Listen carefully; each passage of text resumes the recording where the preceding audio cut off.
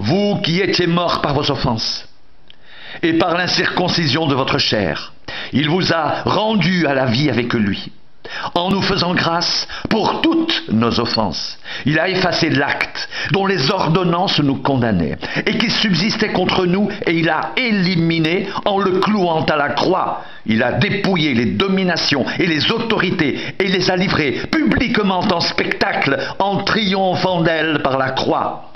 Que personne donc ne vous juge au sujet du manger ou du boire, ou au sujet d'une fête, d'une nouvelle lune ou des sabbats. C'était l'ombre des choses à venir, mais le corps est en Christ. Que personne, sous une apparence d'humilité et par un culte des anges, ne vous ravisse à son gré le prix de la course, tandis qu'il s'abandonne à ses visions. Il est enflé d'un vain orgueil par ses pensées charnelles, sans s'attacher au chef, dont tout le corps assisté et solidement assemblé par des jointures et des liens tire l'accroissement que Dieu donne. Si vous êtes mort avec Christ aux principes élémentaires du monde, pourquoi, comme si vous viviez dans le monde, vous impose-t-on ces préceptes: ne prends pas, ne goûte pas, ne touche pas, préceptes qui tous deviennent pernicieux par l'abus et qui ne sont fondés que sur les ordonnances et les doctrines des hommes?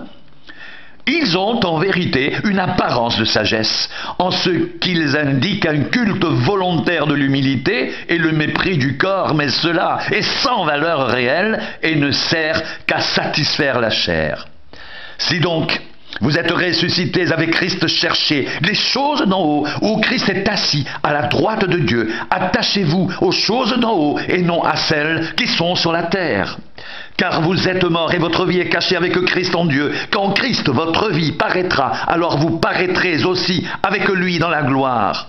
Faites donc mourir ce qui dans vos membres est terrestre, la débauche, l'impureté, les passions, les mauvais désirs et la cupidité, qui est une idolâtrie. C'est à cause de ces choses que la colère de Dieu vient sur les fils de la rébellion. C'est ainsi que vous marchiez autrefois, lorsque vous viviez dans ces péchés. Mais maintenant, renoncez à toutes ces choses, à la colère, à l'animosité, à la méchanceté, à la calomnie, aux paroles équivoques qui pourraient sortir de votre bouche. Ne mentez pas les uns aux autres, vous étant dépouillés du vieil homme et de ses œuvres, et ayant revêtu l'homme nouveau qui se renouvelle dans la connaissance selon l'image de celui qui l'a créé. Il n'y a ici ni grec, ni juif, ni circoncis, ni incirconcis, ni barbare, ni scythe, ni esclave, ni libre, mais Christ est tout et en tous.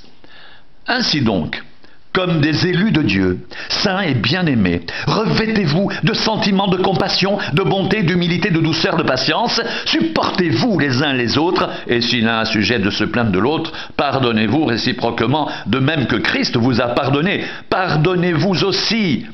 Mais par-dessus toutes ces choses, revêtez-vous de l'amour qui est le lien de la perfection, et que la paix de Christ à laquelle vous avez été appelés pour former un seul corps règne dans vos cœurs, et soyez reconnaissants. Que la parole de Christ demeure en vous dans toute sa richesse. Instruisez-vous et exhortez-vous les uns les autres en toute sagesse par des psaumes, des hymnes, des cantiques spirituels, chantant à Dieu dans vos cœurs en vertu de la grâce. Et quoi que vous fassiez, en parole ou en œuvre, faites tout au nom du Seigneur Jésus, en rendant par lui des actions de grâce à Dieu le Père.